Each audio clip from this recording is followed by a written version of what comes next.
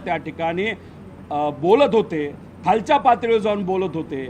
आता त्यांच्याकडे दोन संधी आहेत। एक, आदित्य ठाकरेजी तुम्ही माफी मागावी की तुम्ही चुकीची माहिती देत होता लोकांना, लोकांची सुद्धा माफी त्या ठिकाणी मागावी, नाहीतर मग सरकारने यांच्यावर कुठेतरी कारवाई करावी की हे गेले अनेक वर्ष इलेक्शनसाठी तिथं खोटं बोलत होते। आदित्य ठाकरे प्रकरणामध्ये ठाकरे परिवाराला जे बदनाम करण्याचं काम भाजपने केलं होतं ते कसं खोटं होतं, राजीव गांधीला जे खोटे आरोप केले होते कसं खोटं होतं हे आता त्याच्यातच स्पष्ट झालेलं आहे।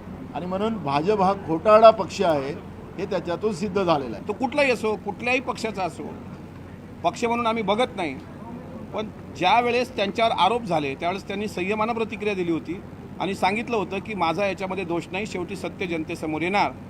आता क्लीन चिट हा शब्द जो तुम्ही काढला, असं असतं की ते सरकारमधले आमचे मंत्री आहेत आणि मग SITने क्लीन चिट, मग SITने सांगितलं यात काही तथ्य नाही, मग ते क्लीन चिट असा शब्द आपण ग्राह्य धरला असता।